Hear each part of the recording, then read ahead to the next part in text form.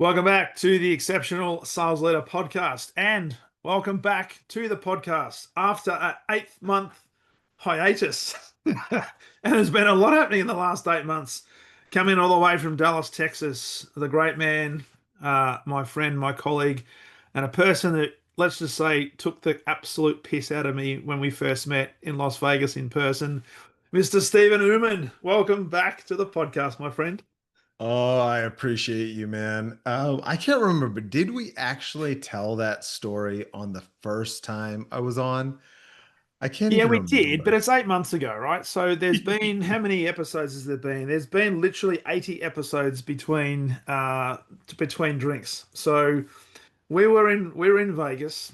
I walked into the foyer of the Park MGM, and you were there. I think your wife Stacey was there, and a few others. And Tony Cross, the great man from Growth Matters International, introduced us face to face because we'd sent each other across Zoom and Teams and so forth. And I'll let you pick up the story, but I just literally come off flying all the way from Melbourne. It was 16 hours. My eyeballs are hanging out of my head. Oh Bam, I my get greeted goodness. So by the great I, man, I Stephen don't Oommen. I don't even know what made me think to do this because it was just in the moment.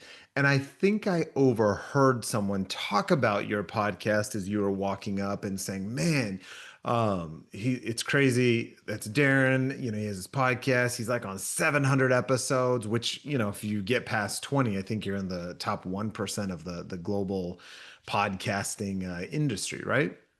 So it just hit me. So literally as I saw you, I was like, Darren, wait a minute. Are you the Darren Mitchell, like exceptional sales leader podcast, like 700 plus episodes? That's you?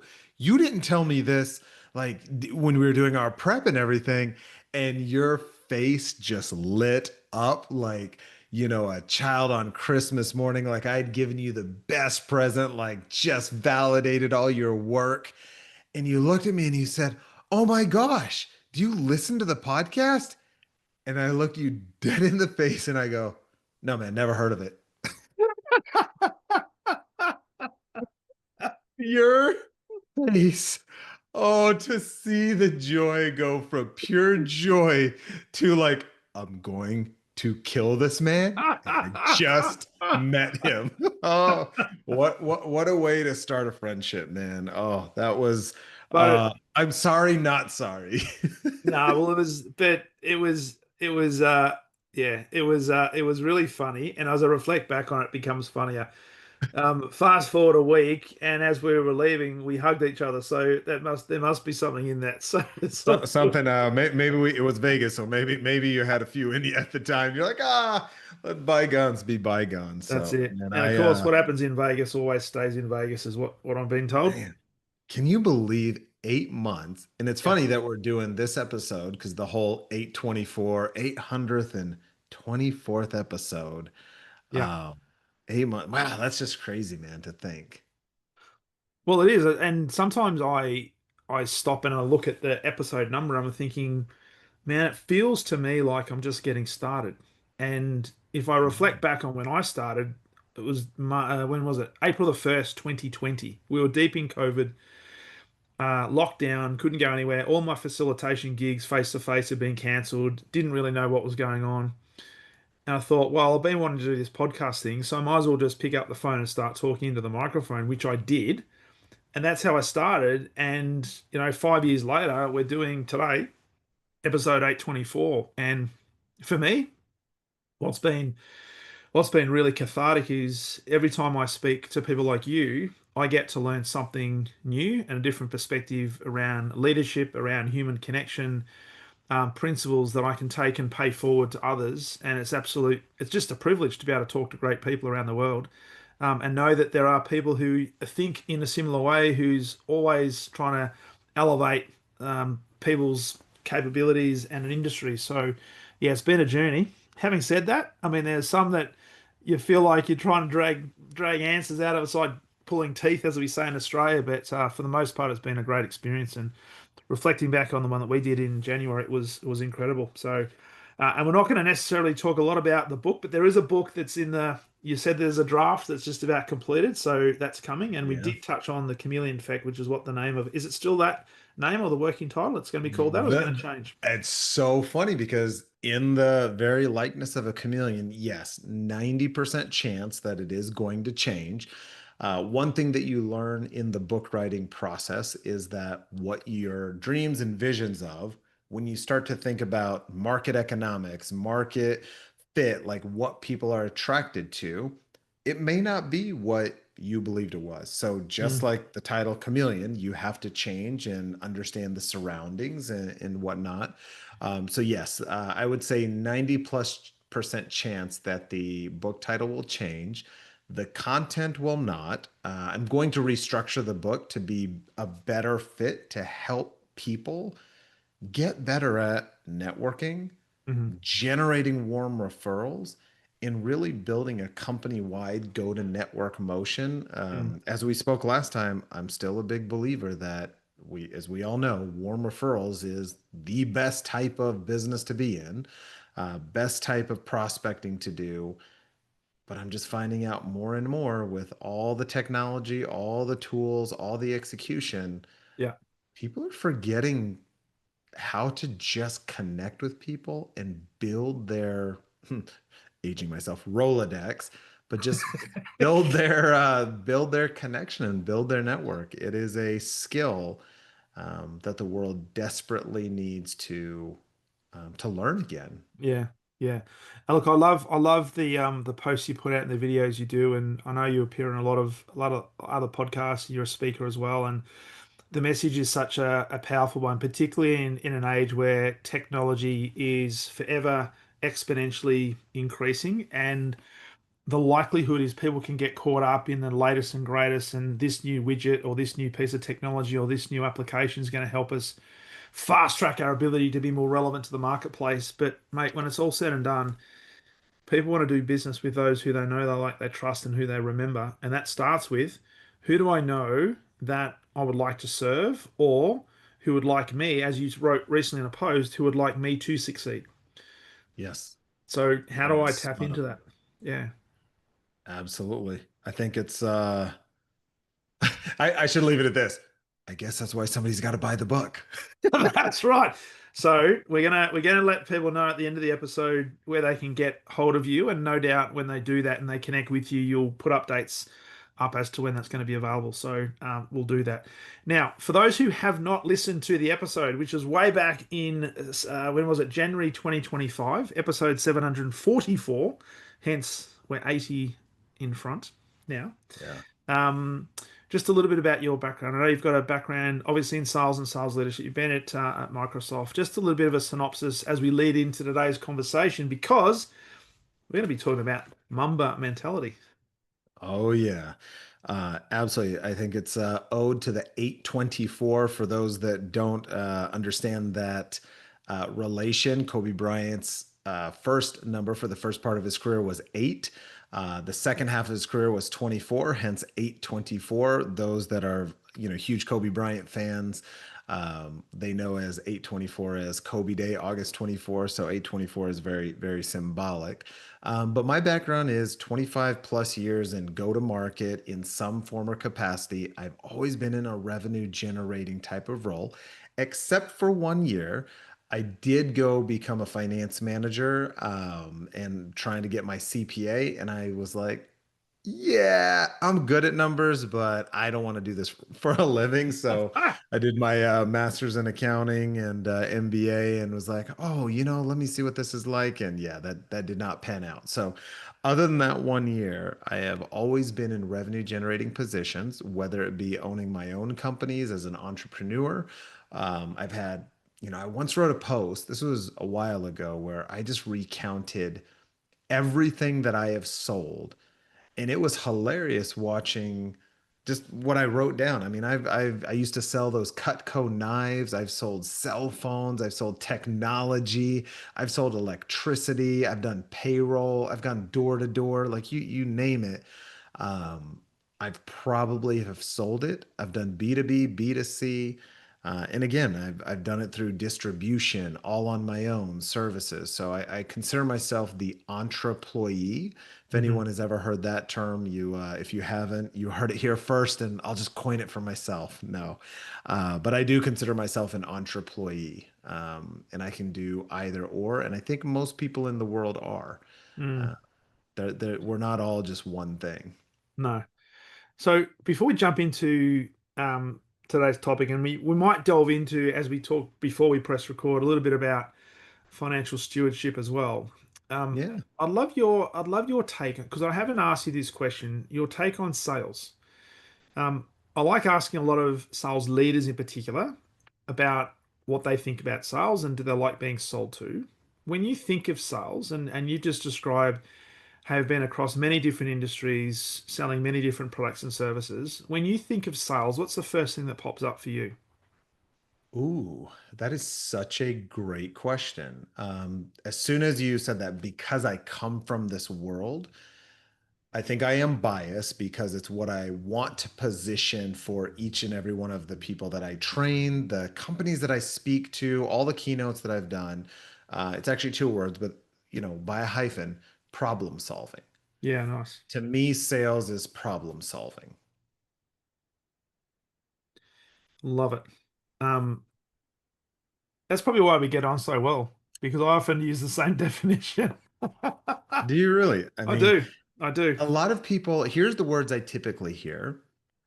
If you are on the buyer side, people say, giving me something I don't want Yeah. because if you have to sell it, it means I probably don't want it. Mm, If I'm on the sales side, a lot of people say trusted advisor, consultation, um, persuasiveness, mm, things of that nature, right? Leading to, guiding, things of that nature. So I've heard a lot of different um, thoughts.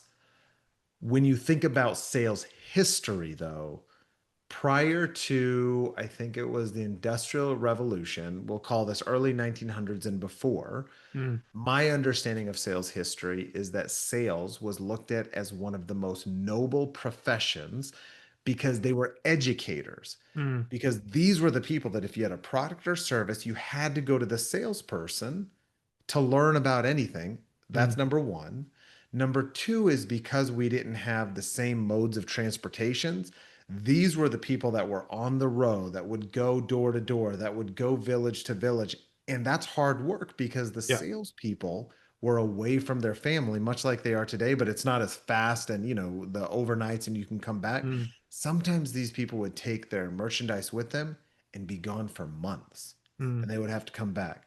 That's a lot of sacrifice to be able to put a family through. So when you think about salespeople from a history perspective, it was a very, very sacrificial and noble profession to spread ideas, Yeah. products, and services. So it's interesting you talk about that, because I was listening to something not long ago, and they're talking about the origin of the word sales, and it goes way back, whether it's Greek mythology or Latin or whatever the case might be, and the actual meaning of sales is to help, to serve, and that sort of makes sense as you're talking about at the turn of the century. The salespeople on their wagons or the horse and cart would be doing that and making that sacrifice, but they'd be serving and selling and helping and solving problems. Over time, though, as you have alluded to, and as we've talked about before, it's kind of taken on a more of a negative Mhm. connotation. And you mentioned before we press record the financial stewardship, and you mentioned a quote that one of your colleagues shared with you around, and I won't try to repeat it, Yeah. but essentially not wanting to have your salespeople have commission breath because it marks Yeah. aspiration. And the fact that from a buyer's perspective, often they might think, well, sales is you're going to try to sell me something that I don't want or don't need. Versus if we flip the mentality, and we'll talk about the mentality around Mamba in a second.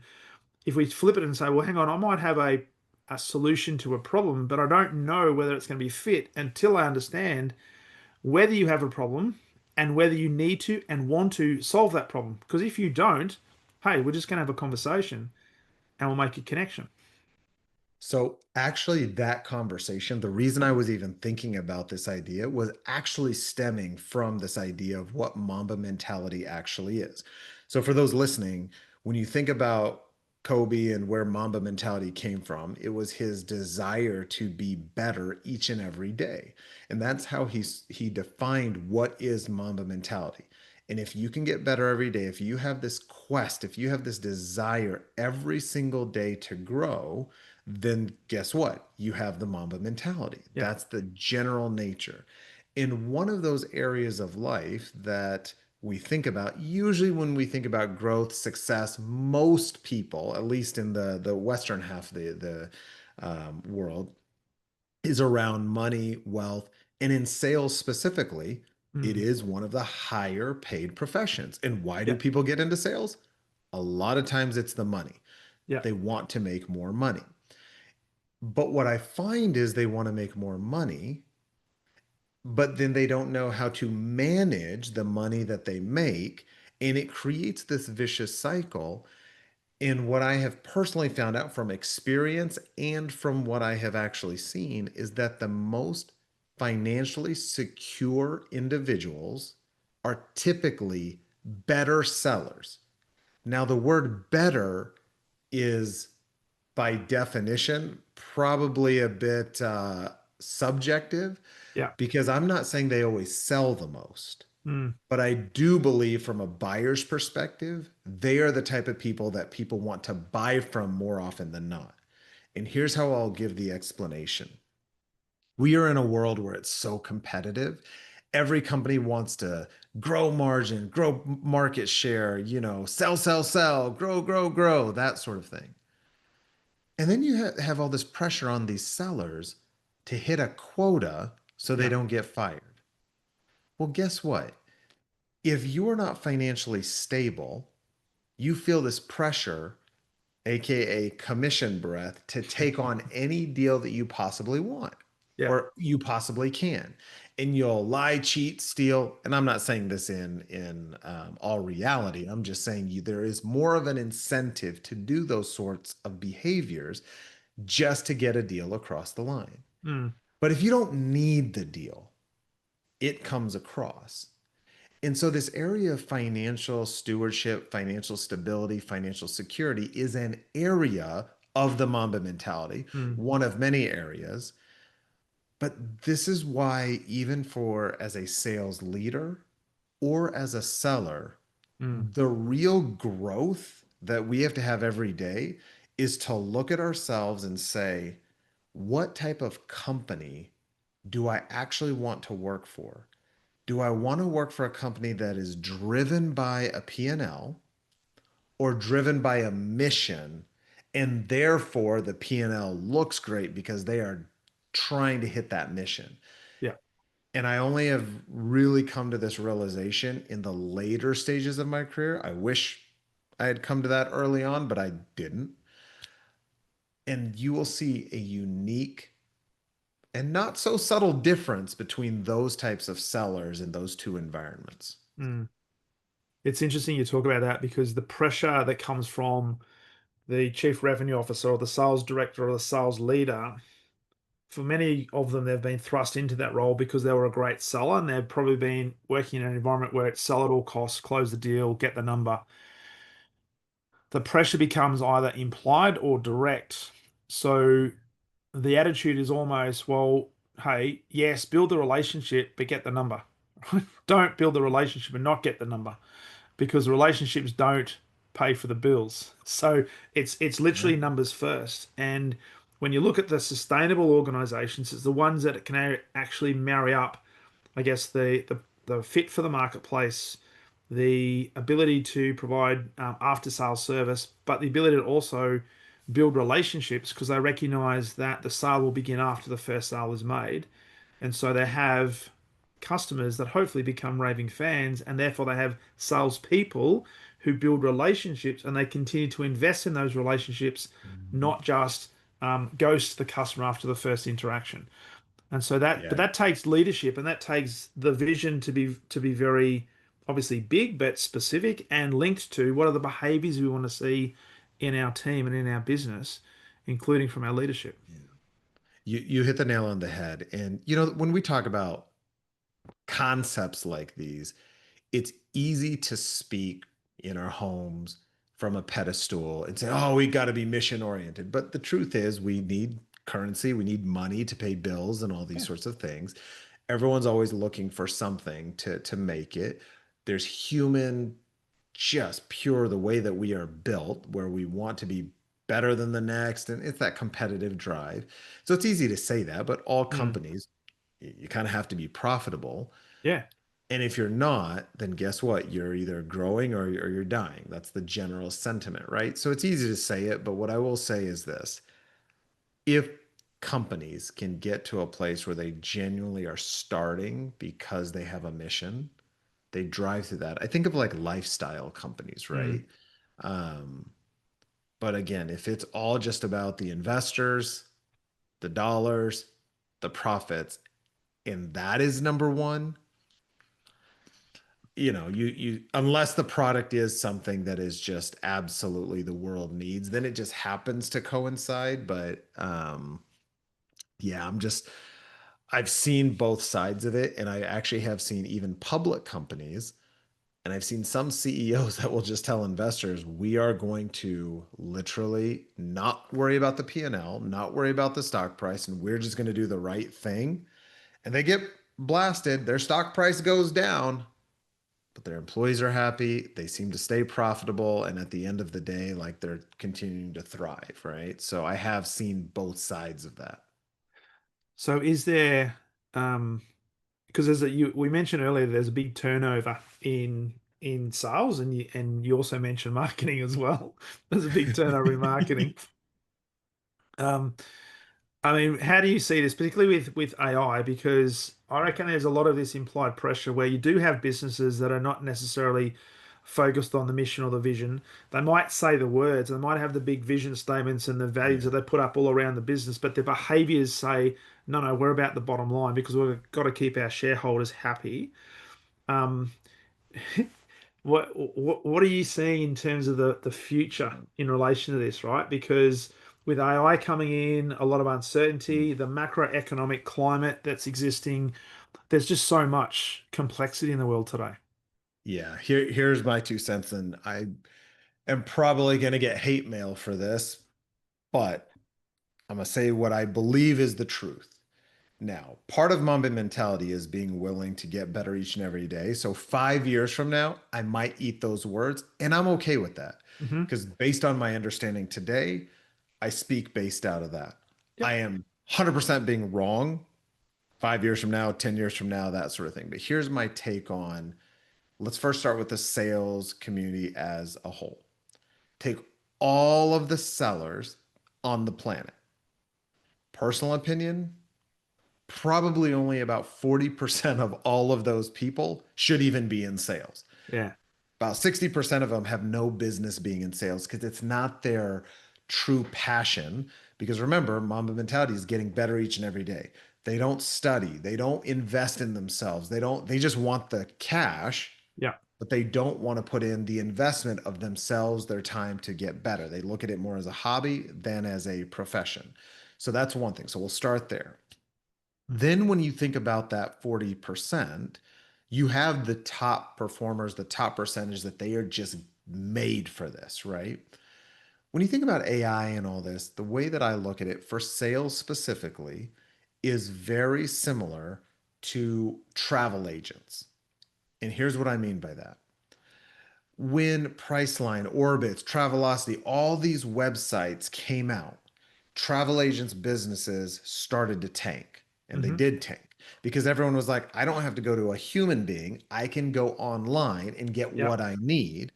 But over time, there was a website for everything you possibly can imagine. And when you, as a human, are trying to go after this, you have to trust what's out there is real. That's one. But then what happens is you start seeing sponsored ads. You start looking at reviews. You wonder, what is the reality? Is what they're saying the truth, or did somebody pay them to say that?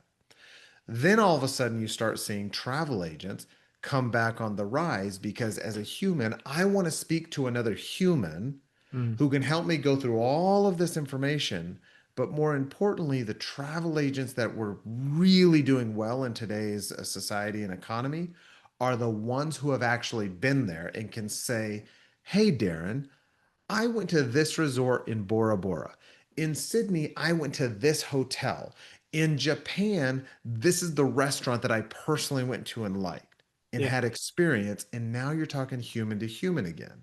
My personal opinion with sales in general with AI is you will have some form of that where, guess what? Yeah, it's going to get worse before it gets better because everyone's going to have an AI for that. You're going to have AI talking to AI, but I feel like what's going to end up happening is the very depth of our soul is going to feel empty and alone.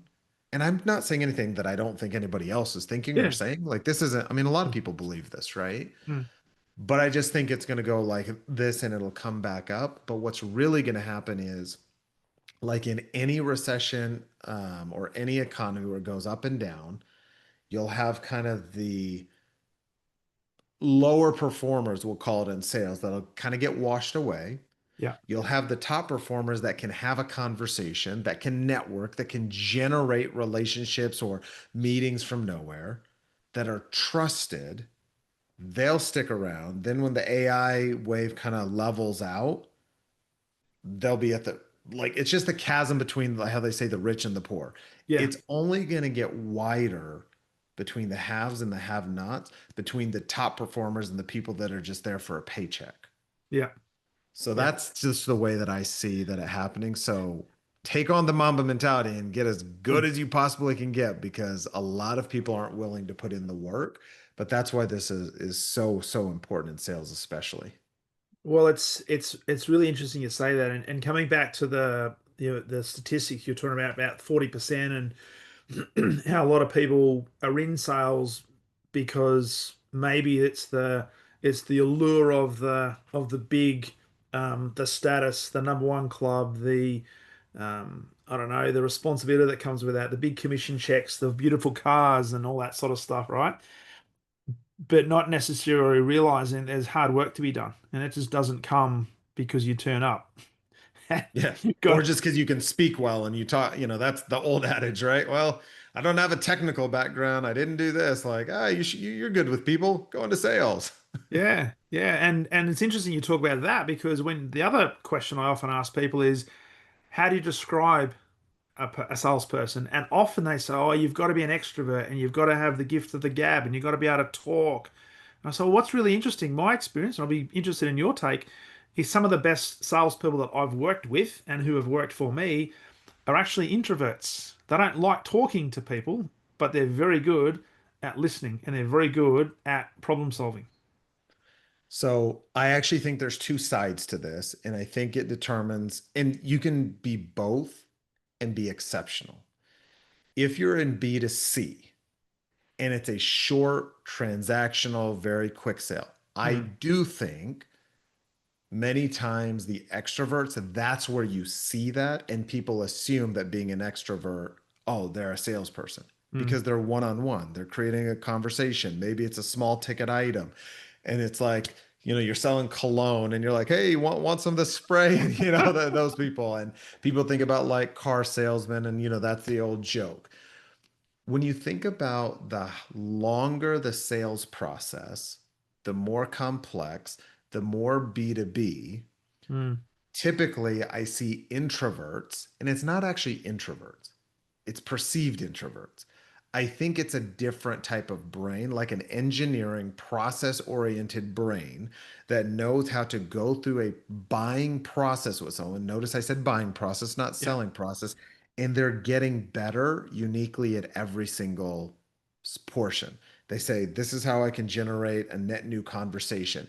Okay, you know what? The fortune is in the follow up. And there's so much learning to be had the more complex and longer the sales cycle is, that they have to dig in mm, and they can't just wing it. It's not about personality. It is actually about doing lengthy due diligence, reading, work, and all that type of stuff. So yeah, that's where I think the two ends are in terms of the economy's perception of who's good at sales and who's not. But I think that's where it kind of stems from. And I love that, and certainly in the B2B space, I mean the importance of having a strong pipeline, a value pipeline, a quality pipeline is important because when you do have that, you know that buyers will buy according to their own buying cycle. They're not necessarily going to buy according to your selling cycle, but you've got enough in there so you don't have that desperation that comes then with the commission breath, that you're going to be there to serve. You're going to be there maybe to prod and to encourage and maybe to suggest and maybe to ask for the sale. But there's this disassociation that happens from I'm not wedded to Stephen actually making a buying decision today because I have to get my number. I'm more interested in how can I guide him through the next phase of his buying process so that he's comfortable with the progress we're making, but also create a little bit of, I guess, discomfort that, hey, we are Mm. going to do something because we can't just have a nice conversation and let it go for two years. So there has to be a bit of a balance there, which all comes back Yeah. to your relationships you're building. You're spot on. It's not just the relationship building. I would go back to this idea of process. And I'm going to share something that I learned. You know, you see the book over my shoulder for those that will ever see the video. If you're listening on audio, over my right shoulder is the Mamba Mentality book by Kobe. And if you hear by Kobe Bryant, and if you hear anybody speak about Kobe, they always talk about his relentless work ethic. That Mm, is what he is known for. And he even talks about it that he doesn't have the highest vertical leap. He's not the fastest or the quickest. He doesn't have like God, like he has great athletic ability, but he doesn't have the largest hands.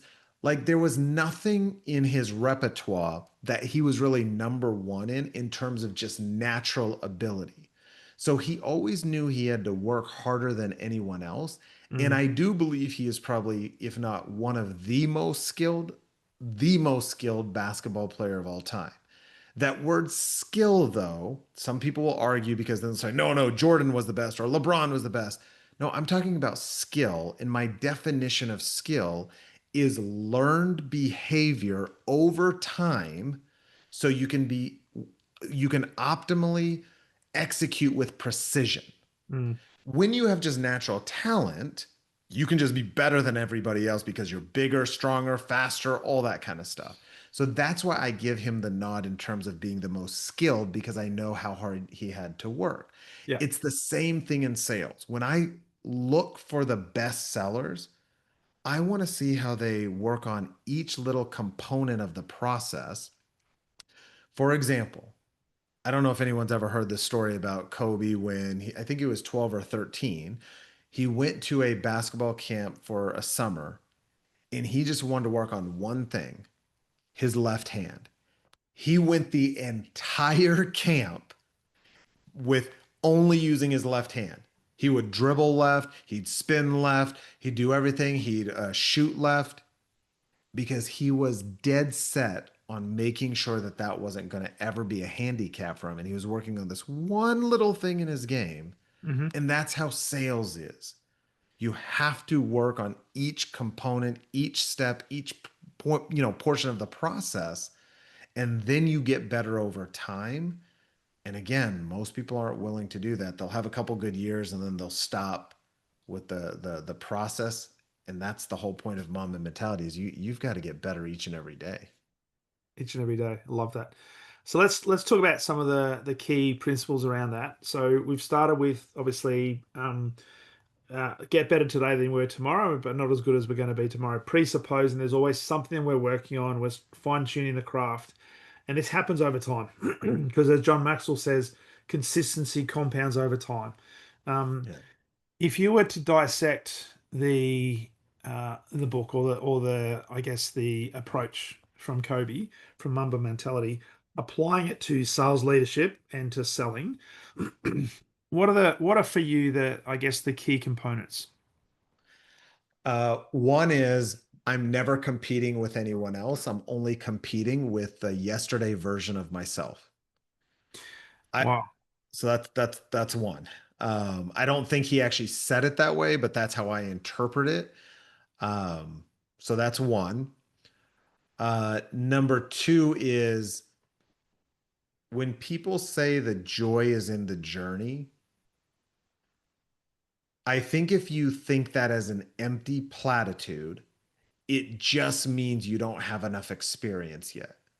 Because the only people that can actually say that and understand it is people who have been through the journey and have gotten to a destination. Yeah. So if you do not understand what that means and you're like, no, I just want to get to the destination, you still have a lot of work to do. So the joy is truly in the journey. And when you look back, there is no such, the reason you figure this out later on in your career is you realize there really is no destination. Because every time you get further ahead, the cheese moves, the destination moves. The world just gets bigger and there's just more. And you realize, holy heck, it reminds me of being a teenager and you think you know everything. And your parents will tell you this and they'll say, oh, you'll learn when you get older. And you think that they don't know what they're talking about. And the more you know what actually happens, Yeah. the more you realize you don't know.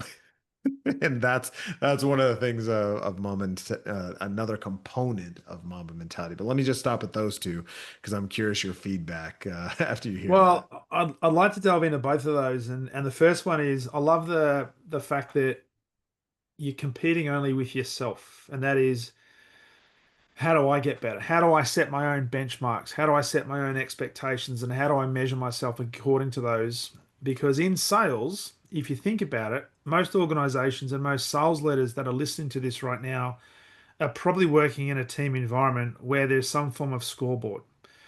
There's some form of sales campaign that's being run that we want to incentivize the number one salesperson or the top 10%, whatever the case might be, which almost encourages comparison against everybody else. Mhm, So if you understand that you're in a competitive environment, but you're not there to beat somebody else, you're there to mhm, contribute to somebody else. So how can you be a better servant and make the team member a better person? Then the only mhm. person you've got to really think about is how do I get better today? And what can I do to add more service and improve my skill set, my capability, my mentality? I love that.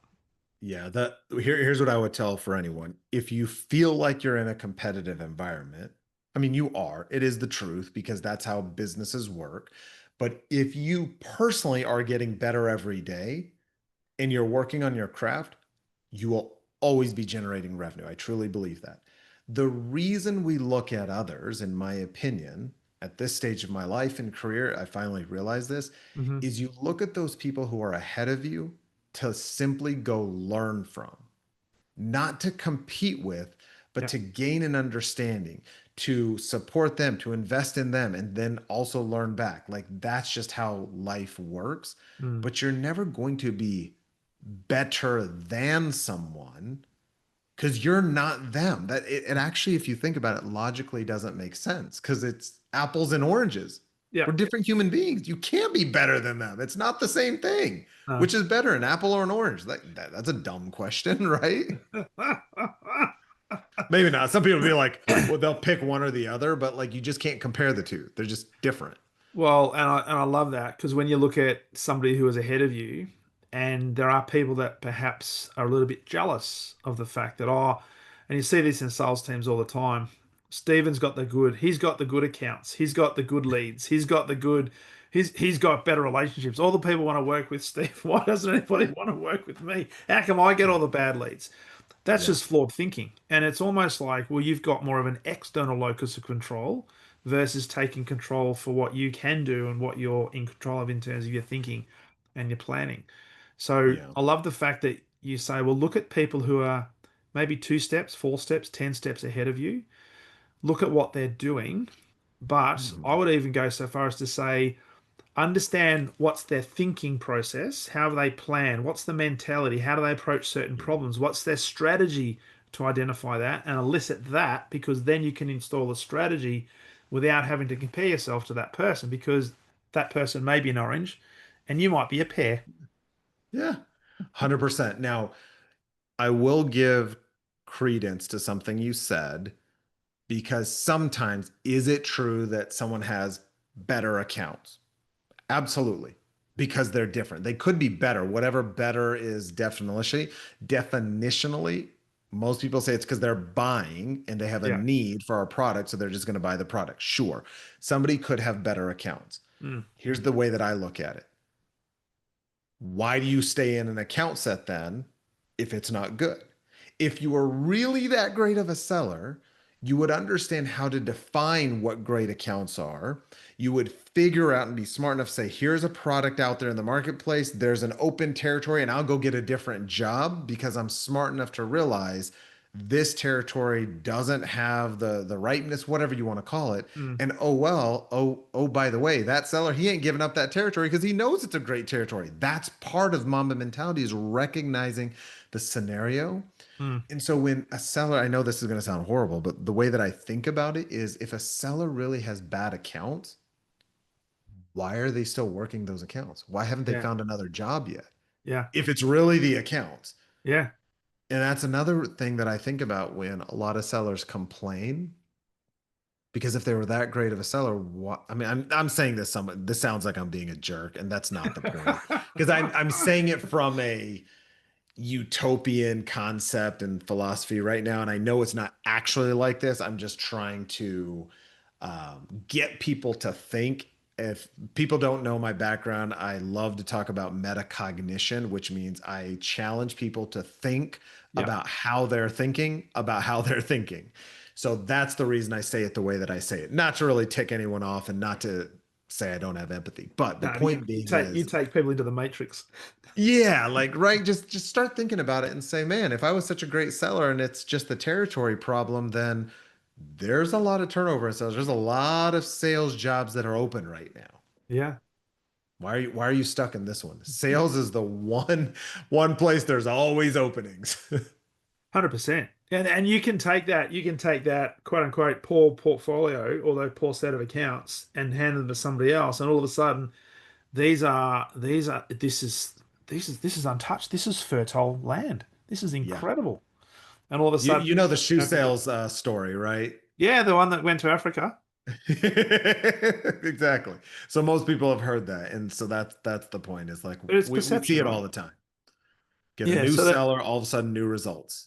totally, totally. So I love that. Only compare yourself to yourself and the person staring back, and compete with yourself. Yeah. Let's talk about the next one, the joy in the journey. And yes, we've heard everybody, and you might have quotes written up on your board somewhere, the motivational quotes, success is a journey, Yeah. which it is. But as you said, I think a lot of people actually give it a bit of lip service, and they'll just say it without necessarily understanding true essence of what it means. Yeah. What we do know, for people who have been through challenges, whether it be health challenges, financial challenges, challenges in business, cycles in business, and so forth, there's blips on the radar. There's troughs, and there's peaks, and there's valleys, and there's everything in between. But I look at that as it's staying power, and I look at, and this comes Mhm. back to what you were saying before in terms of your metacognition, your thinking, right? When you're going through something, what is that actually meaning for you? What does it mean to you? Yeah. Is it an opportunity, or is it going to stop you? So I'm gonna take a completely different approach to talking about the joys in the journey. And this may be a longer portion of the segment. So put it on 2x speed because I might be talking for a minute, because I think the way that I'm going to articulate this might be the first time I'm able to do this, and I'm practicing in the moment. So whoever's hearing this, it's the first time you're probably hearing me ever articulate this, because I've been thinking about this a lot. And last year, this was August of 2024, I had walked away from corporate America again, I guess, because I had done it back in like 10, 15 years prior. And I had done well for myself because of, Microsoft and a lot of different things in 25 years of doing this, right? I had young kids, and I had decided, you know what, like, while they're young, let me spend some time with them while I have the ability to. I'm very clear that I was privileged, blessed, and not everyone can do that. But here's what actually happened. And this is why I really can understand this idea of the joys in the journey. Mm. When I walked away, I was spending time with the kids, and within like a week, I almost had a mental breakdown because I was so bored and I did not know what to do. And when you are used to living a high achieving life, doing something every day, feeling like you're productive, and Yeah. again, productivity means different things to different people. But I was in a different stage of my life, and I was working 80 hours a week. Now I'm not.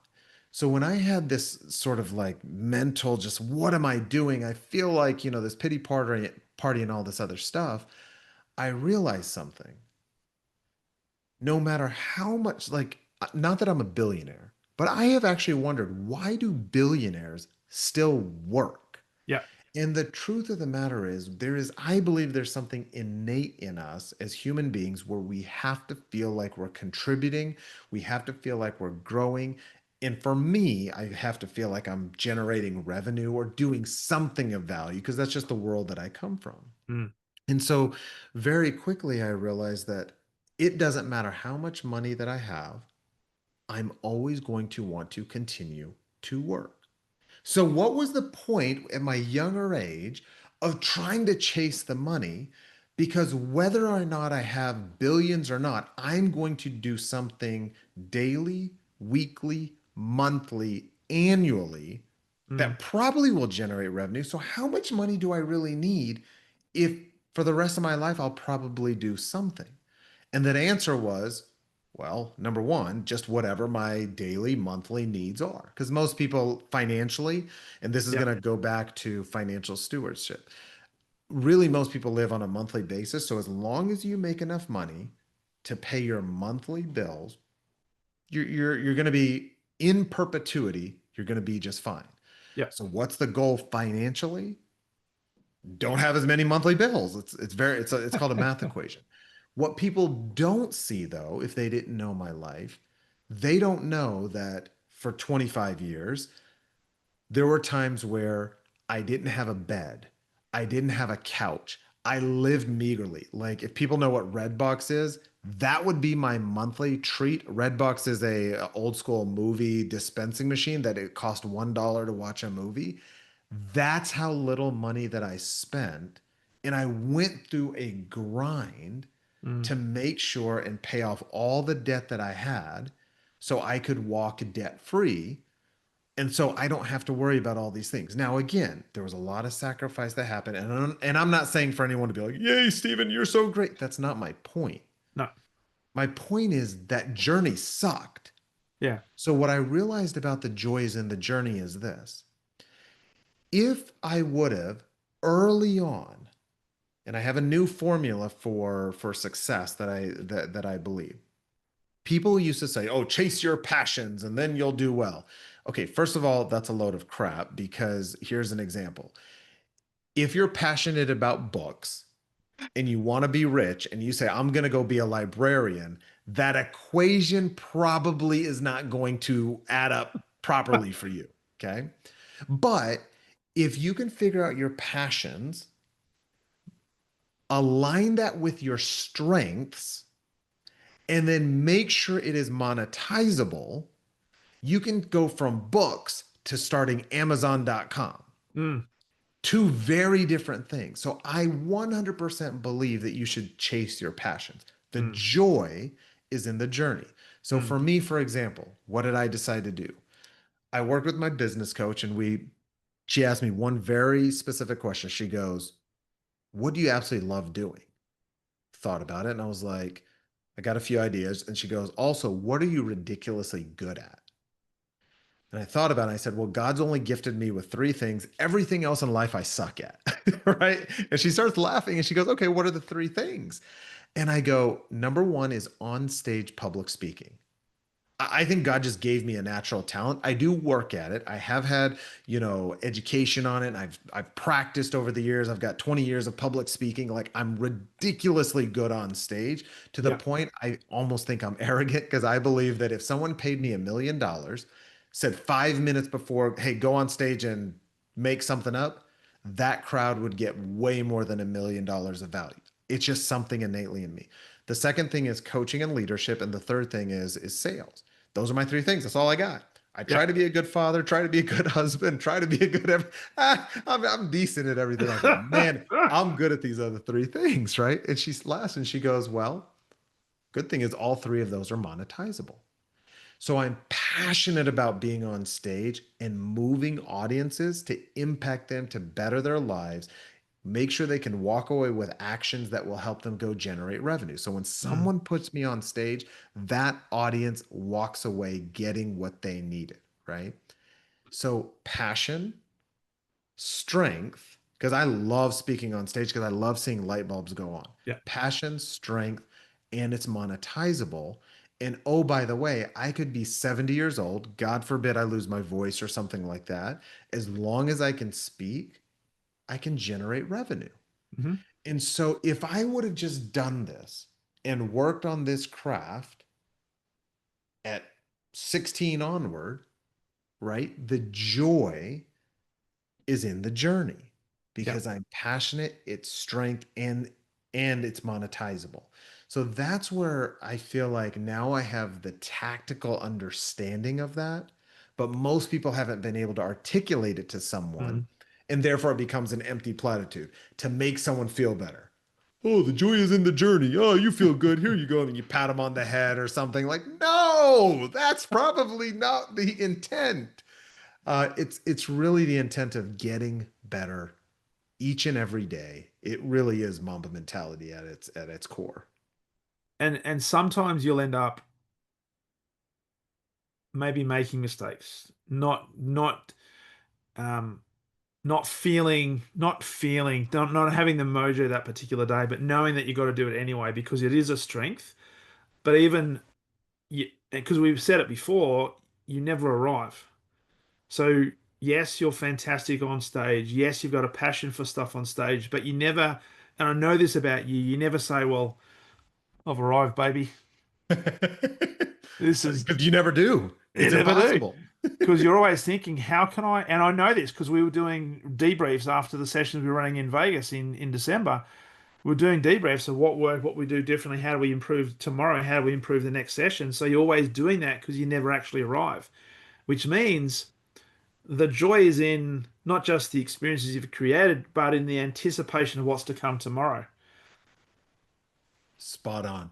And I still remember those debriefs because purposely I wanted to sit next to our buddy Alan on purpose because I was trying to soak up everything. Plus, I could not understand his accent half the time, but that's beside that's beside the point. I really hope he sees this episode.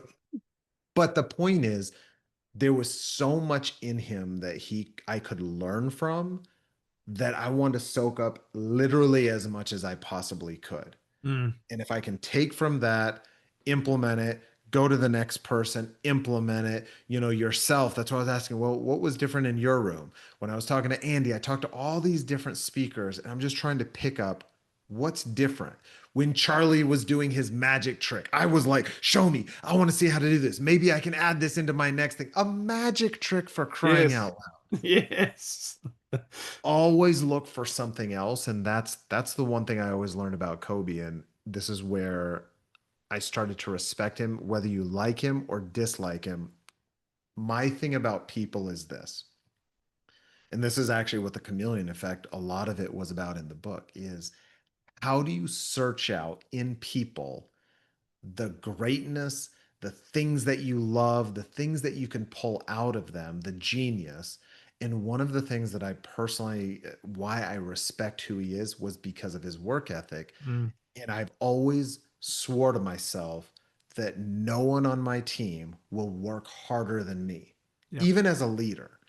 Now, it has backfired. So let me be very clear that I'm not saying this is always a good thing. But my leadership thought process was I never want one of my sellers to feel that I'm calling it in and I don't work hard. But I've also seen the other side of it where when you work harder than everyone else, especially if you're the leader, Mm, they feel burnt out because they have to keep up. that's So it. I've even learned that there's wisdom in like the balance of how you show it. Mm, But for me, is I just never wanted to be the person that somebody was like, he's not a hard worker. People will be like, work smart, not hard. I'm just like, no, why don't you just do both? The one Do thing I both. can, yeah, But also work hard on being, but work hard at being reflective, work hard at being decompressed, work hard at when you're with your family, work hard. When you're with your kids, when you're with the boys, when you're with Stacy, work hard at being the best husband, the best father, the best person, best human, right? yeah, It's all spot work on. in progress. Because you'll never reach perfection because it means that you're 100%. always striving. That's why So they say mate, progress over perfection. absolutely, absolutely. So I know we're getting short on time, but if there was another one we wanted to cover off around that, so we've covered a few. If there was another one that was probably sort of top of mind that you'd want to sort of put on the table, what would that be? Talking about from a Mamba mentality Yeah, perspective. yeah. Oh, this is so good. What you start to realize in what I got from Kobe's life, and if people don't know his story, not only was he a phenomenal basketball player, he did work hard in a lot of areas. He ended up winning, was it an Oscar for, his basketball short? He had a private equity company. He coached his girls. He had four girls, coached his girls' basketball team. Like there was a lot of things that he wanted to be great at. But what you can also realize is you can chase a lot of different things. And if you recognize where your strengths are really good, what he always did is he hired someone to help him. He never did it on his own, as much as you may think he did. Mm, Part of Mamba mentality is surrounding yourself with those people, outsourcing and saying who did it better, yeah. and not going at it alone. What's the African proverb? We're full of like stale quotes in this episode, right? If you want to go fast, go alone. If you want to go far, go together. That sort of thing. But I do think that was one of the things he always surrounded himself with people that he could do it with. Even though he was kind of a bit of a loner, if he had a goal, he'd find the best. And I think that's a great way to end this episode actually, because when you think about sales leadership can actually be quite a lonely existence, and particularly if you're in a highly competitive environment, sometimes it feels as if I can't confide in my fellow sales leader because they might take it as an advantage and as a competitive advantage Yeah, to use against me. But finding people within your network, and this is what you're really good at, is people who are there to want to help you, but who you can help.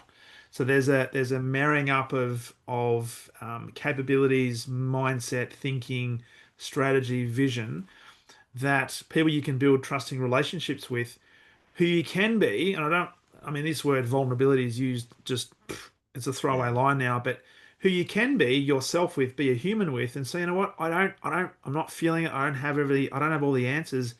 Help me. And they are there to serve you. They are there to help you. They're there to give you a clip around the ear if you need it sometimes, but they're there to serve you. So be very, very clear on who you surround yourself with is the key message there. That's I think we just mic drop. Mate, so I love speaking to you, and we've got to make sure that it's not 8 months before we do the next one. Um, so for people who have listened to this, and we encourage them also to go back and listen to episode 744 back in January uh, 25. If you listen to this on any of the podcasting platforms, just type in the name Stephen Oommen, it'll come up podcast. For people who want to connect with you now, Stephen, and keep track of all the good work you're doing and the value you're creating in the marketplace, as well as, of course, to get a heads up on when the Chameleon Effect or title to be confirmed soon, whatever the book title is going to be. Where can they connect with you and learn more about what you do, my friend? Yeah, LinkedIn is the best place. I do have open messaging, so even if you just follow me, even if we're not first connected, DM me. It's like that is what I love to do is to network.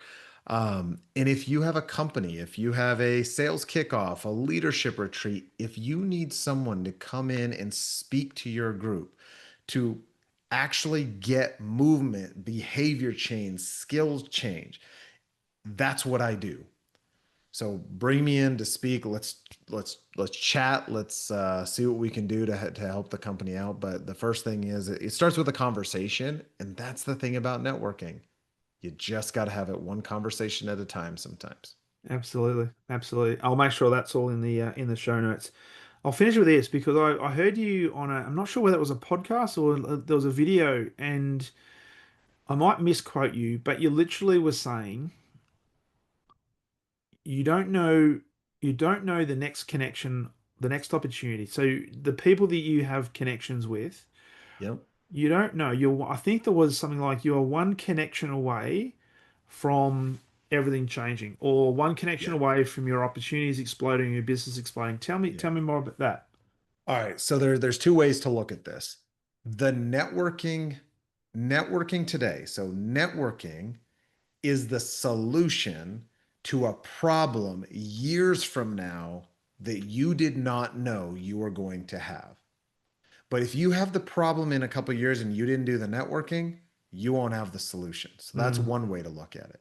And then the other thing is you are just one relationship away from your entire life changing because yeah, that's all it takes is one relationship. love it, mate. You were talking about mic drop. Ooh, that is a big mic drop. Stephen, I do appreciate it. I know it is now getting late, and I think is it 10:20 No, p.m.? it's it's 9:20. 9:20 p.m. Here in the States. And but like I said, it's a global economy. If you're listening to this in Australia, hey, fly me out there so I can speak to your teams. I would love That's to come to right. Australia. And by the way, if you're flying Stephen out to Australia, you need to make sure that I'm there as well to carry his bags, to make sure that he's got all the things he needs in his green room, and I'll make sure he's taken care of. Oh, I love it.